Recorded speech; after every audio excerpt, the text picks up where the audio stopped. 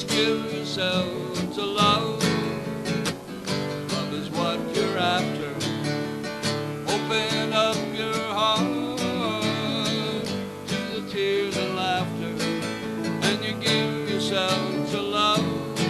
Give yourself to love. Now, sus. Couple times.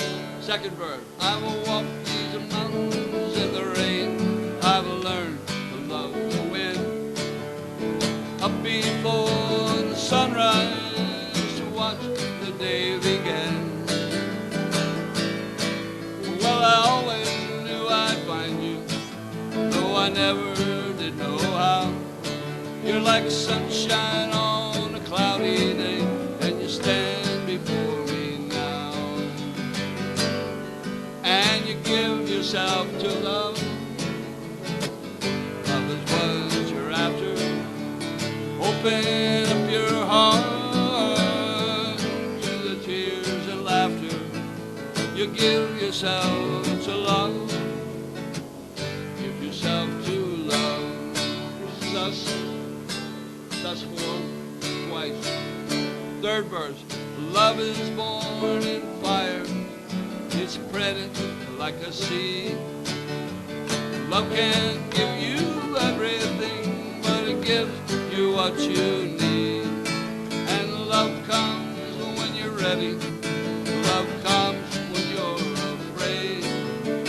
Be your greatest teacher, or the best friend you have made. And you give yourself to love. Love is what you're after. Open up your heart to the tears and laughter, and you give yourself to love. Give yourself to love. Repeat that chorus. Repeat the chorus. You must give yourself to love. Love is what you're after. Open up your heart. We're going to stop it, sweetheart. To the tears and laughter, and give yourself to love. Give yourself to love. Such forth. Perfect, yeah. Good morning, everybody. Lots of really good energy in here this morning.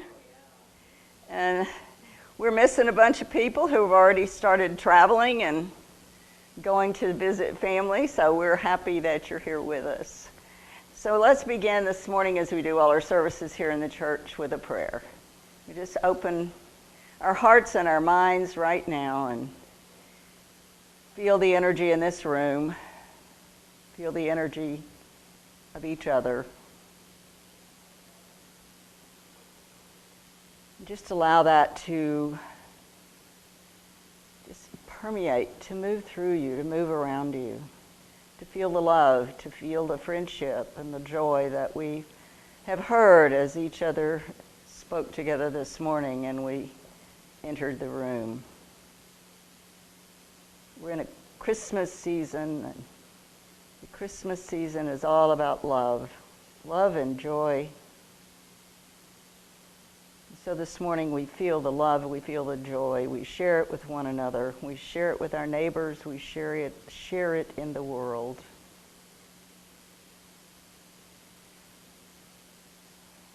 And in sharing that love, we give thanks for one another, give thanks for this church, for this beautiful congregation, this beautiful town.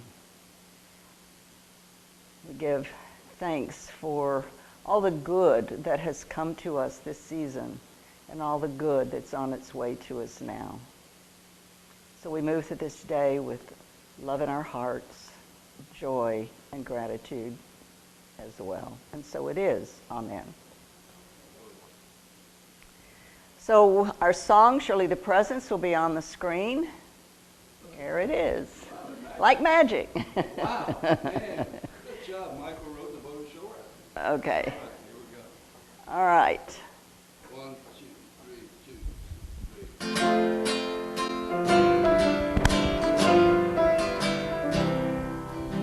Surely the presence of the Lord is in this place. I can feel God's mighty power and God's grace. There's a holy hush around us. I feel love on every face. Surely the presence of the Lord is in this place. Surely the presence of the Lord is in this place. I can feel God's mighty power and God's grace. There's a holy hush around us. I see love on every face. Surely the presence of the Lord is in this place. And now our universal statement of being. The words will also be on the screen. There is but one presence and one power in this church, in our lives, and in the universe. God, the good, omnipotent. And I'm going to have Miss Cindy come up and read the daily word again for us. Love. Today's love. Good. As Tripp just told us, love is the word for today. I answered the call to love, embracing the world. Love is both a noun and a verb. More than just a feeling, it is one of the highest intentions that I can hold. And one of the most sacred actions that I can take. Love is the name and the nature of God, the pulsation of oneness from the center of my heart to the farthest reaches of the earthly existence. On this third Sunday of Advent, love is also a call to action, an invitation to perceive the world through the Christ presence and live as the love I am. I open my heart and let my love flow forth as kindness, gentleness, and compassion. I stay grounded in the presence of God through my prayers, and I radiate love through my kind words and my actions. I trust my loving impulses will reach far and wide. The light and the joy I send forth grow and expand to encompass all things. And the verse today is from 1 John 3:18. Little children, let us love, not in word or speech, but in truth and action. Thank you, Cindy.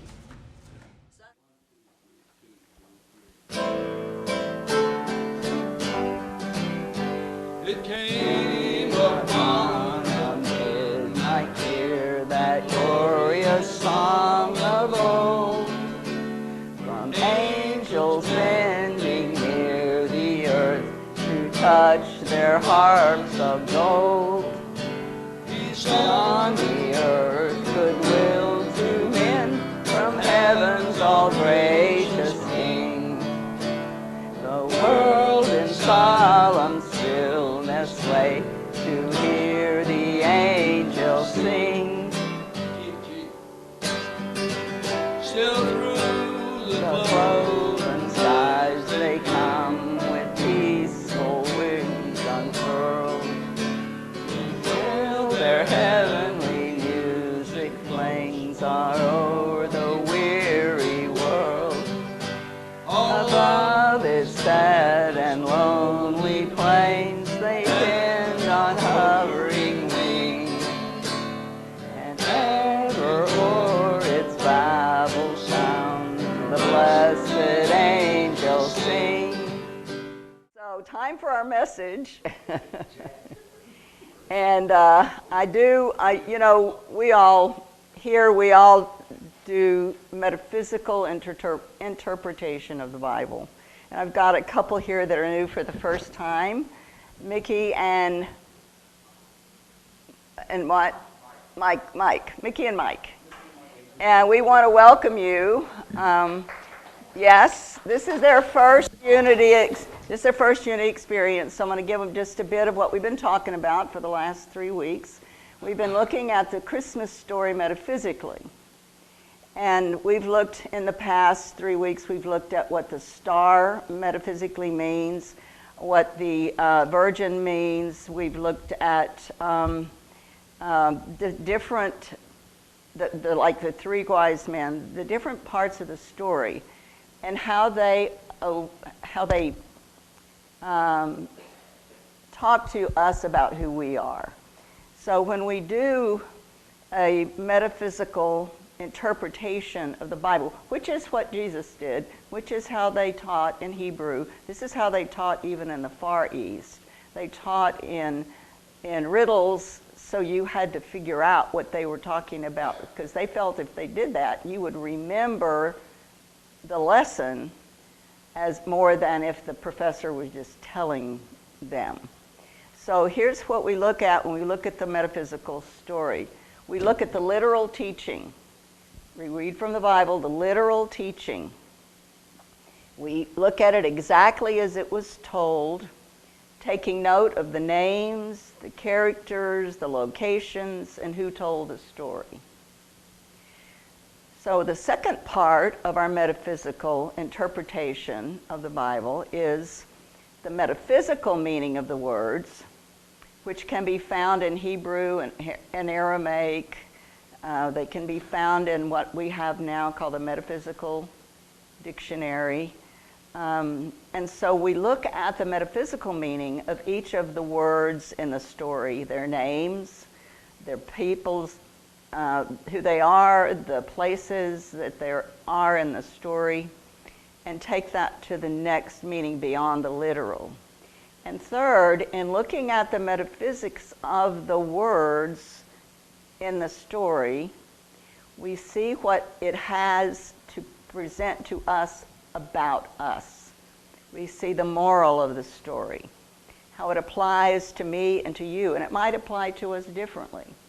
But we get to understand the story, and all of Jesus, if you look in the Bible, sometimes it doesn't make any sense. It's because we're trying to make it literal, and it wasn't literal when it was written. It was metaphysical. It had other meanings, had meaning. We call it meaning beyond the meaning. And so this is what we've been studying for the last 3 weeks. And today we're looking at the metaphysics of the angels. Who are the angels? And who are the angels in the story? And who are the angels? And how does that apply to us? So angels, of course, were a very large part of the Christmas story. We see Gabriel right in the very beginning speaking to Mary and Joseph about the coming of the Messiah being their own child. We see the angels surrounding one angel in the fields as the angel told the shepherds what to expect. And so we see all through this story the angels. So what are the angels to us metaphysically? Well, we know that angels in that era were spiritual beings, and they were believed to be messengers of God and attendants of God. So in the Bible, if you notice all through the Bible, they appear in human form. They may have on white robes or wings, but they appeared in human form. And in many religious traditions, an angel is a supernatural spiritual being who serves God and who is described as a benevolent celestial intermediary. They are always coming to give us good news or to warn us so that we're safe. And so they're taking care of us. They're benevolent celestial intermediaries between God and humanity. And we know that we believe that God is love. God is all good. Throughout the Bible, there are other roles that angels play. Sometimes in stories, they're protectors. Sometimes they protect the righteous people. Sometimes they're guides. And sometimes they are just servants for God in the stories. They were thought also to intervene and to intercede on behalf of humans. So we saw that happening in stories all through the Bible. There's more than 400 scriptures in the Bible that are about angels. So you see them in many different roles. And of course, the one we talk about today in the Christmas was the angel Gabriel, who visited Joseph and Mary to tell them that Mary was going to have a child, but to not be afraid. So what does it mean to not be afraid? We have to look at what was going on in that era. It would have been death for Mary to have a child out of wedlock. She would have been stoned. And Joseph would have been humiliated. Joseph had bought Mary, as they often did in those days, when she was a child. That's how too many girls in a Hebrew family they just sold them off, and then whoever bought them took them as a wife when they became of age. It was just how they did it. So Joseph had bought Mary. He was a much older man. She was a young child. And he would have been totally humiliated and run out of town for getting this child pregnant, because when they bought the girls, they pledged to the family that they would not take them as a wife until they were mature adults. So this was not really good news from Gabriel, by the way. Can you just put yourself in their place? And this angel comes to you and says, Mary's going to have a baby, and you're going to be the father, and all they can think about is the end result, which isn't going to be very pretty. So this is a very interesting part of the story.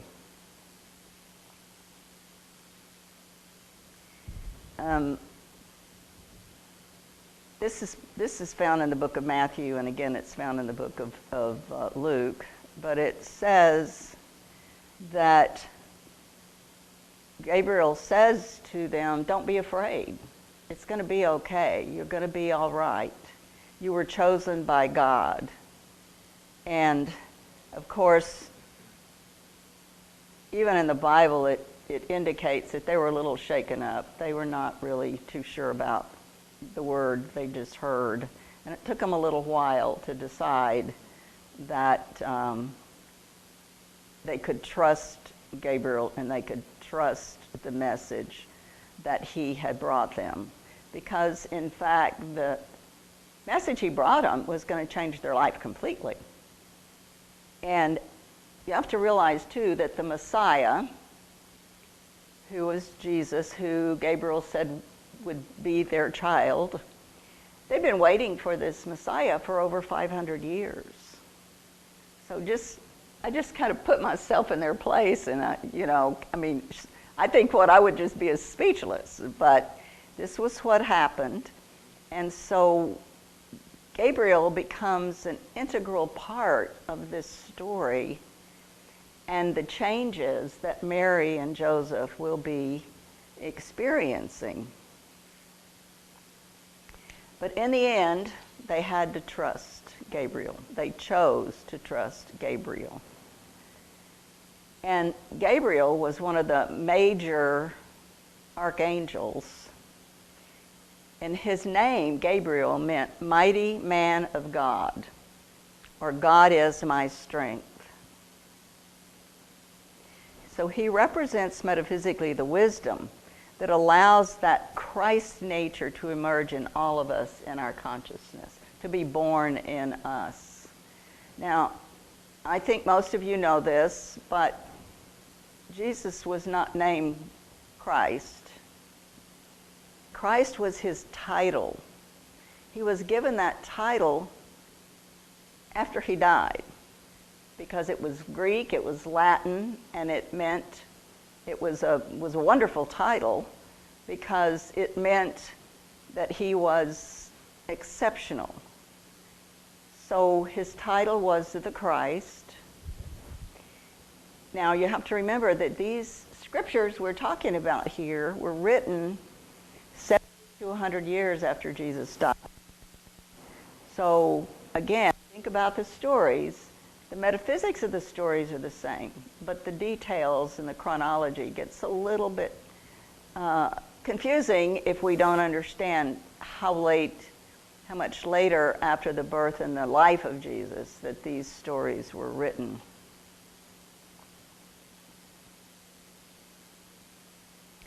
So metaphysically, Gabriel means the wisdom of allowing our Christ nature to emerge in all of us and in our consciousness. The Christ nature has power over our outer material conditions. If we trust and believe it, we can mature spiritually, just as Joseph and Mary had to trust the message that they received from Gabriel. So when we look at this metaphysically, what we're saying is that Gabriel's like our intuition. It's like that still small voice in us. And Jesus talked about the still small voice all the time. So we have to look at the nature of the story from a spiritual point of view, and the birthing of this new understanding, this metaphysical understanding. And the birthing of the metaphysical understanding was, you are both human and you are divine. And when we get to that place where we meet that Gabriel, that spiritual intuition in us, if you will, another word for that could be intuition,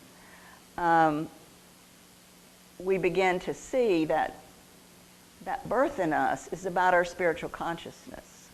Each of you are in this room today because there's a spiritual consciousness in you that's been calling to you, or that still calls to you. That's why you're here today. So we have a head and we have a heart, and our head is material. It's the your material body relies on your seeing, feeling, tasting, touching, hearing. It's our five senses. And all of those things inform us. But all of those things are also transient. They're not going to be with us forever. We could lose our hearing, our seeing. We can lose that part of us material at any time. So everything in our material world changes. Everything in the material world in this room changes. Yeah.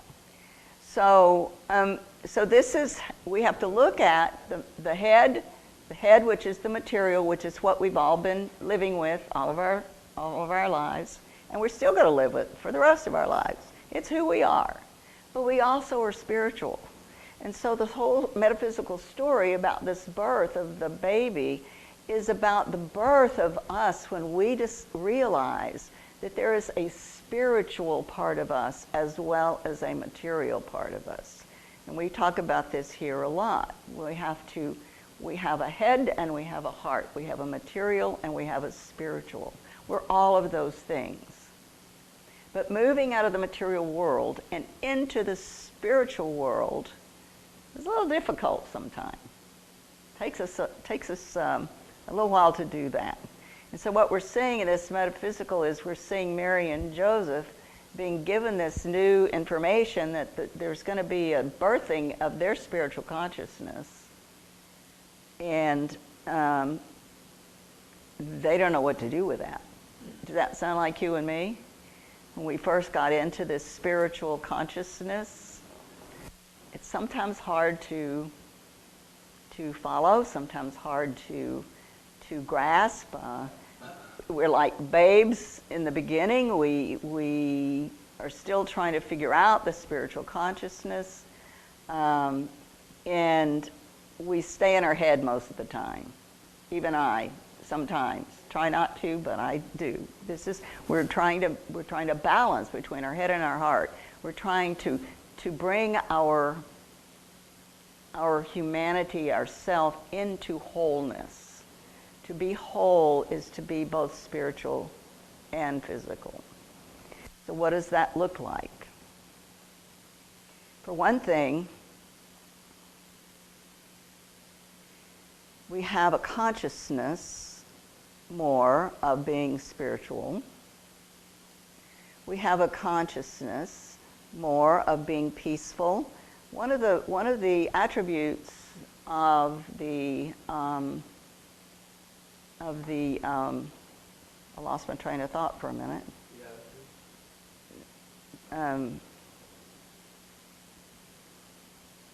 Of the Christ title, the title of the Christ, the Christos, are peace, truth, love, joy, and wisdom. So once I leave or try to move completely out of my head and move into my heart, I then began to be more conscious of how am I showing up? Am I showing up as peace and love? Am I showing up as truth and wisdom and joy? And so when my spiritual consciousness begins to be born in me, if you will, then I begin to be more conscious of the Christ in me. The Christ, the title was given to Jesus because he was representative of peace and joy and truth and love and wisdom. He lived it, he taught it, and he taught it by his example. And he was titled that. And so what we're looking at in the Christmas story is that the Christ of us is being born when we can come into that place of our spiritual consciousness where our intuition, Gabriel, if you will, we just call that our intuition. How many times do we listen to our intuition? How many times do we ignore our intuition? How many times do we look back and say, I knew that all along. Why did I do it this way instead of this way? Our intuition, our Gabriel, our angel, is always for us.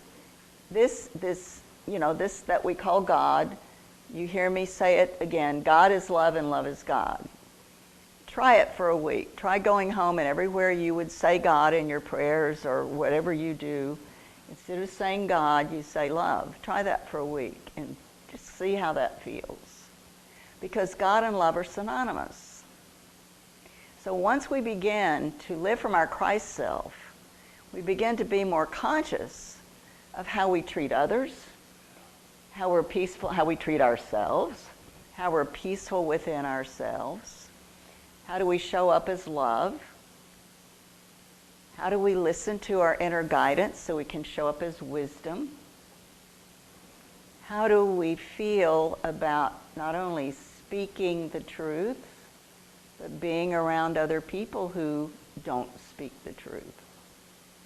These are all things that are part of our spirit, part of our Christ nature. And the more we begin to live from more out of our head and more into our heart and more into paying attention to what we think and say and do, we begin to be more conscious.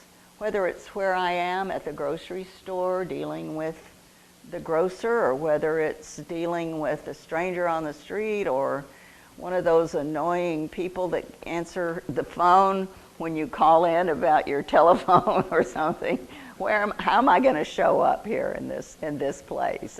Can I show up with love? Can I show up with patience? Can I understand their side of it? Or am I going to show up out of my head and say what I just said, those annoying people? See, that's something right out of your head. So this is what the story is about. This is our spiritual attributes coming into being born in us, being born in our actions and our behaviors, and learning to listen to that intuition, that Gabriel inside of us that comes to us in messages. You know, Jesus said the kingdom of heaven is within. Not low here nor low there, but within. So the kingdom of heaven is within you. It's within me. It's within all of us. Whether we know it or not, whether we're acting from it or not, it's still there. And so this story is, how are we going to be birthed with the Christ, with the Christos, with the way that we handle one another, how we be with one another, how we be with ourselves, for goodness sake. How many of us don't do a good job of loving ourselves? The love and the peace and the truth and the joy and the wisdom for everybody. For everyone in this room, for everyone you meet, for all that you haven't met yet, and for yourself, for sure. So there's a passage in the book of Matthew, and of course a lot of the book of Matthew is about the birth of Jesus. This is in chapter 18, verse 10, and it says, "The angels do always behold the face of my Father, who is in heaven. It is not the will of the Father that any of his little ones should perish." And what that means, and I took it a little out of context, but what it meant in that verse was that you and the Father are one. You are spirit. And that this is recognized by the Father. Whether you call it God or universal spirit or whatever, it's recognized in us. And that which visits us, like the intuition, is not going to lead us astray, is not going to take us down a wrong path. So how do we notice whether it's our intuition or whether it's our ego, our mind, our heart, our head? The way I learned to do it was that if it was my intuition, it didn't make a lick of sense to me. It would not have been what I would have dreamed or thought or done, because I was using my head. And I wasn't listening to my intuition. It took me a long time to figure it out, because how I figured it out was all the times I'd gotten it wrong and looked back and figured out, well, I knew better all the time, but I wasn't listening. So we want to, that Gabriel is it's our intuition. It's that spirit talking to us. It's that message from God, whatever you call an angel. The intuition is from our higher self, and this is what Jesus always talked about, and this is what Jesus always taught. The Spirit is within us. He would go apart a while to listen to the Spirit, to listen, to pray, and to listen, and to come back renewed. So the angels in our stories, when you read the stories again, think of them as your intuition. Think of them as messengers from your higher self, your God self, your universal spirit, whatever you choose to call it, and that we really need to know that we will always be guided by love. We won't be led astray. There's a story I want to tell you about that. I was teaching a class in Houston at the Houston church, and we had about 92 people in that class, and I had a few of them stand up and tell me why they took the class. And one of the gentlemen stood up and he said, "Well, I've been without a job for almost a year, and I need to find a job." And so I had him tell me a little bit more, and what it was is he said, "Well, I got a job offer in Minnesota, but I don't want to move to Minnesota. It's cold. I don't want to go there." And I said, "Well, why don't you look into it further? You've been out of work for a year. You're asking for guidance. Why don't you take that guidance and just kind of get a little more information about Minnesota?" So he did, and I got a letter from him about, I don't know, not quite a year later, telling me it was the best thing that had ever happened to him, that he got the job, everything was good, and he found somebody and he got married. But just listening to his intuition, he wasn't going to do any of that.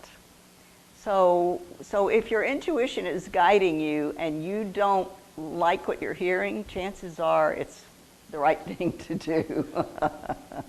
So so today was our angel day, and we may talk about the angels just a little bit more next week, just because this is such a deep lesson about learning to turn into our inner guidance. The kingdom of heaven is within. The messages come from within us. It's why we meditate. It's why Darlene comes up here every Tuesday morning at 10 o'clock and guides you in a guided meditation, to take you inside, to have you listen to what is going on. Because that still small voice is always in your favor. It's never going to guide you wrongly, even when it feels like it is. So we look at that today metaphysically as our angels in the story being our guides and our messengers, and how that affects us individually. So it'll affect each of you a little different in your own individual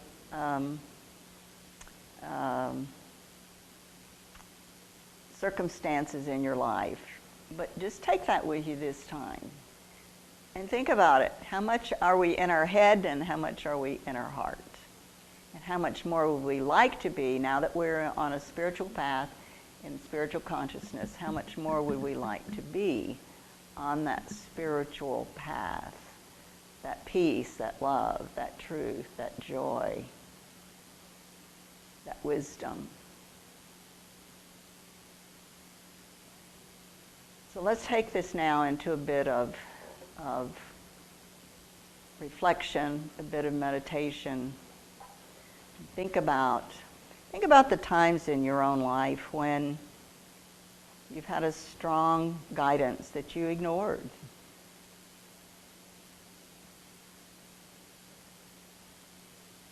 Or maybe it's one that you didn't ignore. Maybe it's one that you followed.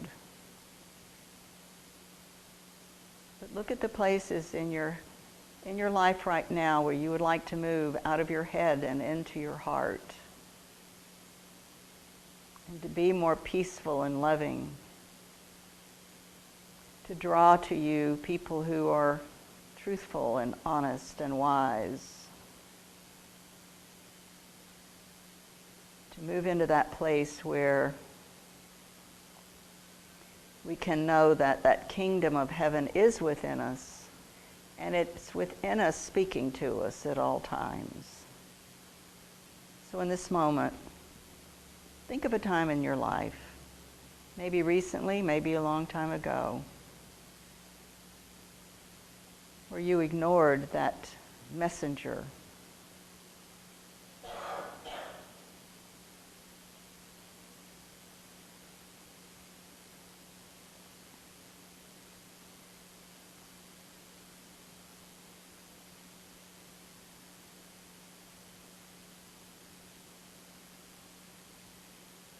In that same chapter of Matthew, there's a familiar passage that we all know that says, "Unless you turn and become as a little child, you will never enter the kingdom of heaven."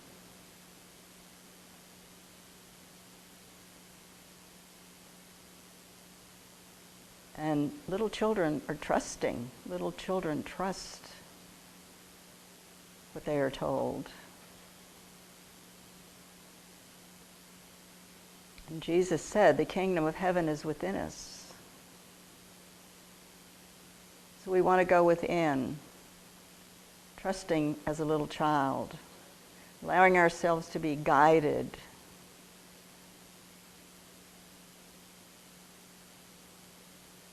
Allow ourselves to learn more, to learn again, to go deeper. Remembering that that guidance, that kingdom is within us. It's not out in the world. That part of the material world that we actually pay more attention to is going to come and go. It's not going to always be there. The material always goes away. That inner kingdom will never leave us. Those inner guides, that intuition, is the highest part of ourself speaking to us, wanting the very best for us.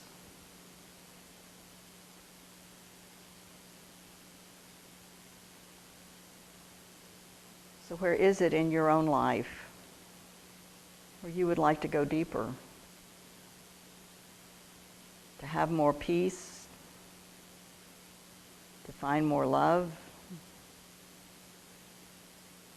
To draw to you those who live from wisdom and truth, joy? It's in us all. It's calling to us.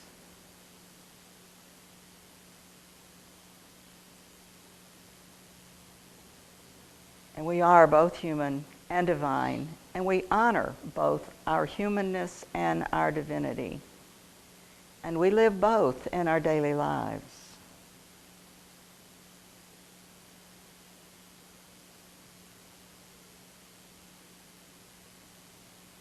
And so I'd invite you to go home this week and to find times to be in the silence, to be meditative, to listen to that still small voice. See what it's telling you.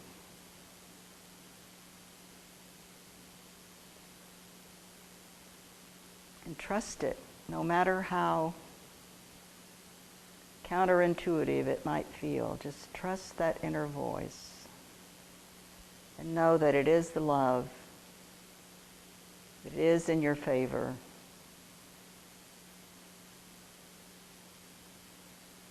That which we call God is good all the time.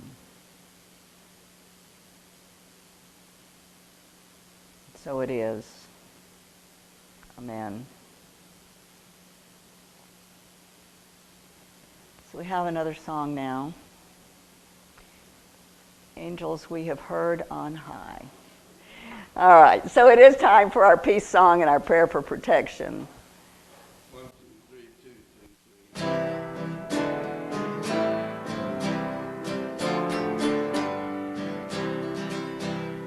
Let there be peace on earth, and let it begin with me.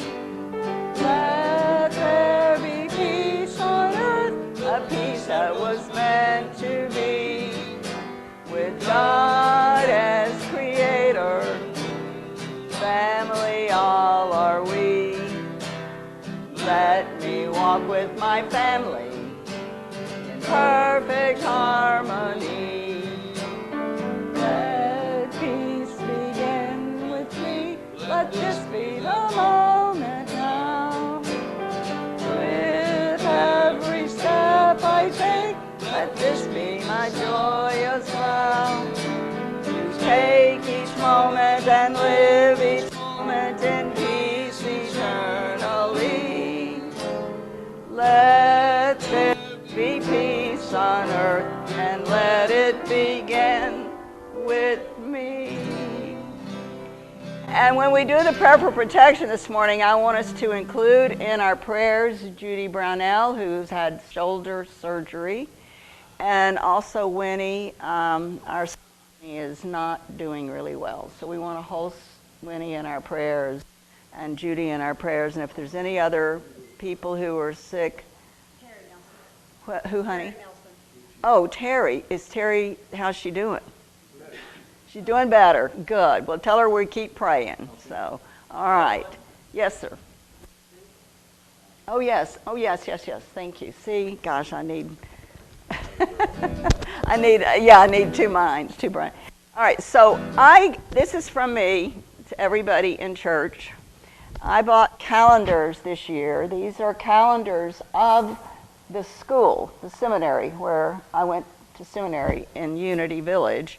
And the calendars are really beautiful.